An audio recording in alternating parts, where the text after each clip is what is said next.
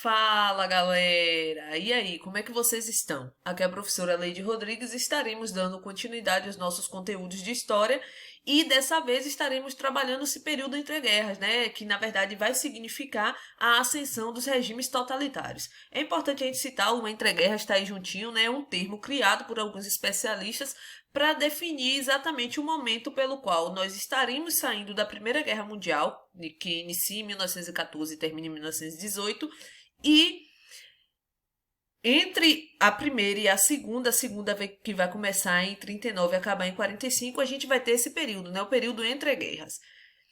Para isso, galera, como esse conteúdo é um tanto quanto extenso, eu estarei dividindo ele em dois momentos. Nessa semana trabalharemos o totalitarismo de forma geral e vamos abranger a questão da Alemanha, né, com Hitler no poder, bem como da Itália e Mussolini no poder. E na próxima semana estaremos trabalhando o stalinismo, né? Aí a gente vai estar falando um pouquinho acerca da União Soviética e também estaremos falando da Guerra Civil Espanhola. Então fiquem ligados, acompanhem, peço por gentileza para que vocês também façam as marcações no livro didático, porque assim fica mais fácil compreender o conteúdo. Certinho? Então vamos lá, vamos com tudo.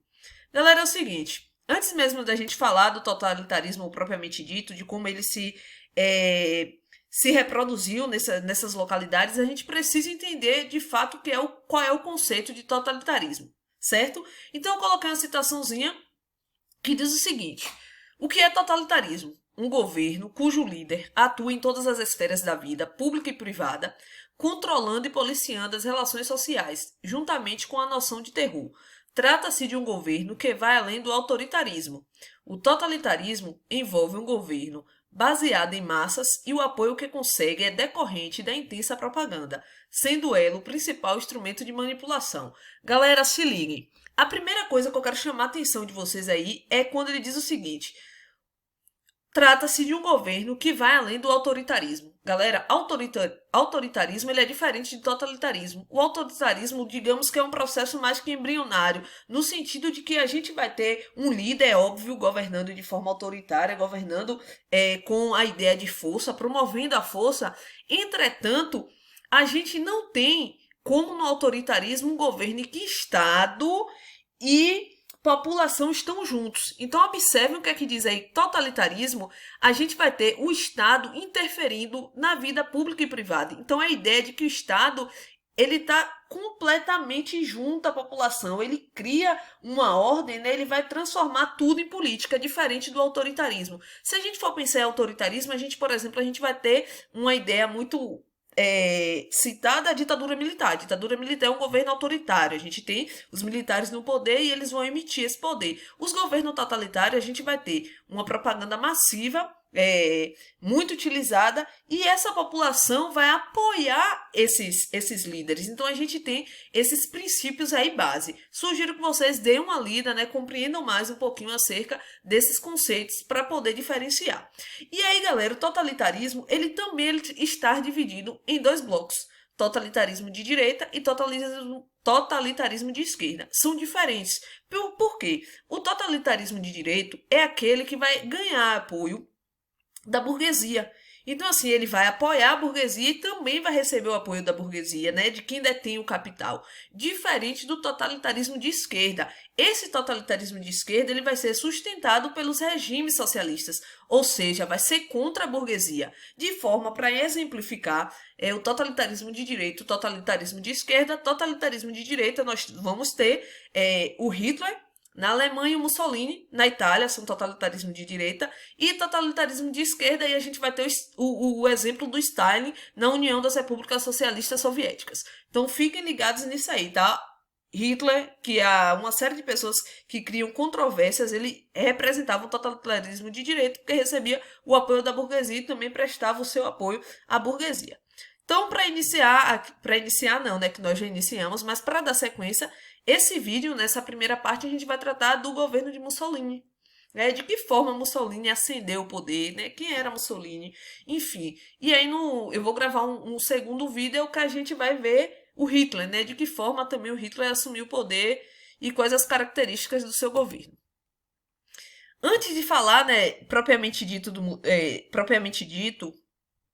do Mussolini, eu quero chamar a atenção de algumas características. Lembra que quando eu falei para vocês da crise de 29, eu falei, olha, os governos que vão surgir aí, eles vão ter uma série de características em comum. Ainda que eles sejam de direita ou de esquerda, eles vão trabalhar nesse sentido, né? Eles vão produzir algumas características que são bem semelhantes. Isso não significa dizer que um ou outro grupo pode ter características individuais, características diferentes, né? Conforme a sua necessidade, os interesses do seu governante. Entretanto, há uma série de semelhança, seja no governo do Vargas aqui no Brasil, seja no governo do Salazar em Portugal, no governo do Franco na Espanha, no governo do Hitler, no governo do Stalin, no governo do Mussolini, enfim. Há características comuns entre todos esses governos totalitários. E quais são essas semelhanças? Na política, a gente vai ter a ideia total, né, a supremacia, o Estado como o poder maior. A ideia do nacionalismo exacerbado. Quando eu digo nacionalismo exacerbado, eu não estou dizendo, olha, torcer para o meu país em uma Copa do Mundo, em umas Olimpíadas, não. Eu estou dizendo, eu morro pelo meu país, né, algo além daquilo que a gente figura enquanto nacionalismo. A gente vai ter o culto ao líder, né? Essa exaltação à figura ao líder. A gente vai buscar, tentar excluir essas práticas democráticas. A ideia de democracia não é bem-vinda dentro desses regimes totalitários, né? Quando a gente fala totalitário, a gente está falando de um governo total. Então, se é total, o Estado tem esse poder total, não necessariamente as pessoas. E a gente também está falando da ideia dos militares assumindo esse poder, né? O forte apego ao militarismo.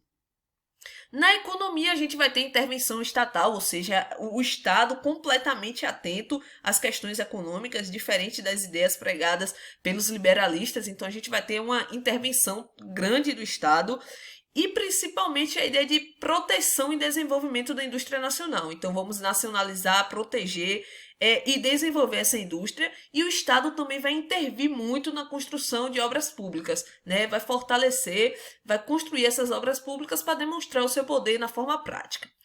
Quando se tratamos de sociedade, a gente vai ter um grande apelo às massas. Esse apelo às massas ele vai refletir através da propaganda, uma propaganda massiva, né? Chamando essa população ao apoio aos líderes, ao apoio das figuras que compõem o governo do período. E na cultura a gente vai ter a censura, né? Como a gente já viu, já falou um pouquinho também, quando falamos de crise 29, a gente vai ter o controle do sistema educativo, uma educação visando os valores pregados por esses regimes, a manipulação do sentimento coletivo, o sentimento de apoio, como eu já falei. A gente vai ter uma arte sendo produzida para enaltecer, né, o próprio regime. Então, a gente tem essas características que são bem semelhantes. E aí, galera, chegamos aqui ao fascismo, né? O fascismo italiano. E aí a galera aqui tem um desenhozinho, a imagenzinha do Mussolini. Mas antes de falar do Mussolini, eu quero chamar a atenção do seguinte. Quando acabou a guerra, Primeira Guerra Mundial, já que estamos falando de um período entre guerras, então acabou a Primeira Guerra, a Itália ela saiu vencedora. Massa, a Itália saiu vencedora. Entretanto, ela saiu descontente. E ela saiu descontente pelo seguinte: ocorreu a Conferência de Paris, que foi ali aquele momento, né, de fazer uma redivisão daqueles territórios, de tentar resolver as questões do pós-guerra. E nessa conferência, a Itália acabou não concordando com algumas medidas e ficou muito chateadinha porque alguns territórios que a Itália tinha interesse foi dada à Iugoslávia, que tinha acabado de ser criada, né? Então, alguns territórios, como o território de Fiume e Dalmácia, foram entregues à Iugoslávia. Então, a Itália saiu chateadinha. Além da Itália sair, né, chateadinha, a gente vai ter o seguinte: uma série de problemas. A Itália foi invadida, então a Itália precisava se recuperar. Os custos que ela utilizou durante a guerra não foi recuperado. Logo em seguida, a gente vai ter uma Itália extremamente endividada, uma série de prejuízos humanos por conta da quantidade de pessoas que foram mortas durante a guerra. A gente vai ter a agricultura extremamente devastada, as indústrias falidas. Com isso, vai aumentar a inflação e aumentar o desemprego. Observe, estamos falando de uma Itália em crise pós a guerra. E nesses momentos de crise, vai surgir sempre os líderes que vai propor, observe que isso é muito comum, né, a nossa história, que vai propor uma solução para esses problemas. E a Itália vai ter como líder o Benito Mussolini. O Benito Mussolini ele foi fundador do Partido Fácil de Combatimento. Esse partido ele vai ser um embrião, né? Ele vai ser aquele que vai construir as ideias para que mais tarde venha a nascer, em 1921, o Partido Fascista. Então, Mussolini é esse carinha, né, que vai estar criando essas ideias, criando essas ideologias aí na Itália. E é claro que ele vai estar propondo, né, a solução para os problemas pelo qual a Itália estava passando. E o que é o fascismo em si, tá? O fascismo vai agregar aquelas características que nós já vimos, né? Uma ideologia extremamente nacionalista, a gente vai ter a ideia do fortalecimento da nação, vai ter um cunho militar fortemente e vai defender o controle dos trabalhadores. Então, observe, são características que exatamente vão prezar por um conceito de totalitarismo. Pensando nisso aí, né, nessas características, nessas nuances, o Mussolini ele vai criar as camisas negras. O que são as camisas negras? É uma milícia, são milícias armadas que vão passar a perseguir e combater os socialistas. Combater, matar mesmo, vão utilizar o uso da violência. Então, observem, esses daí, no meio de todo o problema que a gente está vendo a Itália passar, os socialistas estão buscando uma nova forma de ação, então o Mussolini vai tentar abater e sair. Mussolini também ele vai realizar, galera, a Marcha sobre Roma. E o que é essa Marcha sobre Roma que aconteceu em 1922? Essa Marcha sobre Roma vai buscar exigir do governo providências para que o país volte às ordens, porque o país ainda estava vivendo em conflito, né? De um lado, os socialistas, os comunistas, promovendo a ideia de vamos fazer uma greve geral, né? E aí Mussolini vai realizar essa marcha tentando combater esses comunistas, bem como também falando, olha, governo, vocês precisam restabelecer a ordem do país, é preciso criar a ordem, né, dentro do conceito dele de ordem. E aí o rei Emanuel, ele vai falar o seguinte, ó, tranquilo, então sendo assim, vamos convocar você, o Benito Mussolini, para poder fazer parte aqui da nossa cúpula. Então, a partir de agora, o Benito Mussolini ele vai entrar para o governo, né, e vai começar a atuar dentro da Itália. E assim que ele assume o poder, a primeira coisa que ele vai fazer é eliminar os oposicionistas, né? Então a gente está falando todos aqueles que foram oposicionistas, que eram oposicionistas, eles foram eliminados. Outra coisa, as eleições serão fraudulentas e a gente vai ter também o fechamento dos jornais. É importante controlar a mídia. Tanto é que, assim, ó, durante as eleições de 1924, um deputado que era socialista, o Giacomo Matteotti, ele foi lá e denunciou as irregularidades. E o que é que aconteceu? Ele foi sequestrado e morto. De 25 a 26, então, o Mussolini vai acabar com os partidos políticos, só vai restar o partido fascista, vai acabar com o direito de greve e vai liquidar a liberdade de imprensa. A partir de agora, a imprensa só vai passar aquilo que o governo aprovar. E aí, a partir de 1929, né, a gente vivendo, o mundo vivendo a crise de 29, ele vai assinar o Tratado de Latrão com a Igreja. E esse tratado, ele foi bem importante, porque o Tratado de Latrão vai dizer o seguinte, olha, a partir de agora, o Estado Vaticano, que está ali situado em Roma, né, onde a residência do Papa, ele vai ser controlado, governado pelo Papa. E a Igreja, óbvio, ficou muito feliz. A Igreja tem um Estado, ela organiza esse Estado, que é o Estado Vaticano. E o que a Igreja vai dar em troca disso, né? Em troca desse governo?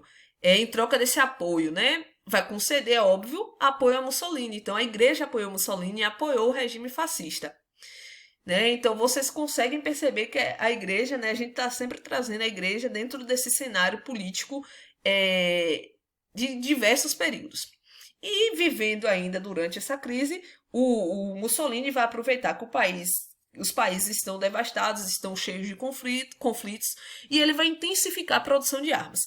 Além de intensificar a produção de armas, ele vai começar a iniciar a corrida imperialista, né, invadindo os territórios africanos e tomando posse como se ali fossem territórios dele. Então, a partir de agora, a gente tem essa política imperialista e a Itália nessa disputa aí, não somente a Itália, como outros países. Para além disso, a gente já sabe, falou de regimes totalitários, a gente vai ter uma propaganda muito grande, principalmente dentro da escola e nos meios de comunicação. Então, galera, eu acho que é isso. A gente finaliza aqui o governo de Mussolini. Vocês já sabem, qualquer dúvida é só procurar e eu volto no outro vídeo com a segunda parte falando do governo de Hitler. Valeu, galera!